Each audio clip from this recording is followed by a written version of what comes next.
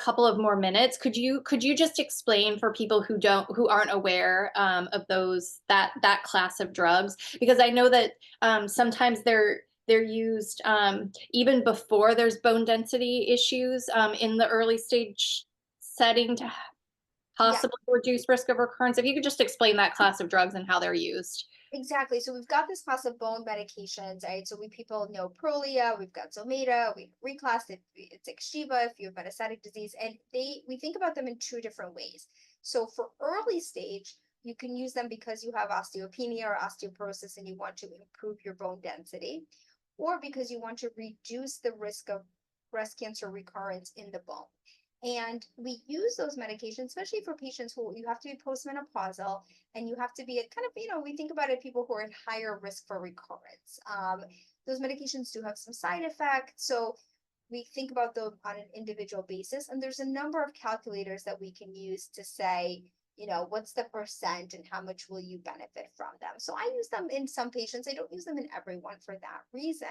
In the metastatic setting, if you have breast cancer that's progressed to the bone, we definitely want to think about those meds because they can reduce the risk of fracture, number one. And again, that's how we think about them in osteoporosis as well.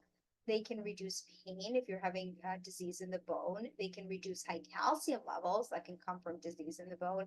And they can reduce progression in the bone. And again, not going to be for everyone, but that's something for metastatic disease, where especially metastatic disease that is already in the bone, we're really, really thinking about that. Okay, thank you. That was a great understanding of those drugs. And I want to go back to a comment that you made where you said, because HRT and the menopause discussion is having such a moment on social media, when we're thinking specifically about breast cancer survivors and thrivers, it can feel a little daunting because the messaging is you will get osteopenia, you will get dementia, you will get heart disease. And that's not if you can't take HRT. And that's just not necessarily true as a blanket statement.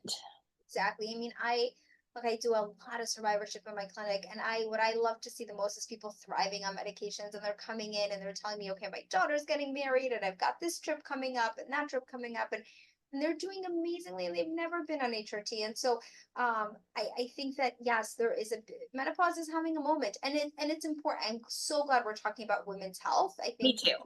so glad we're talking about it.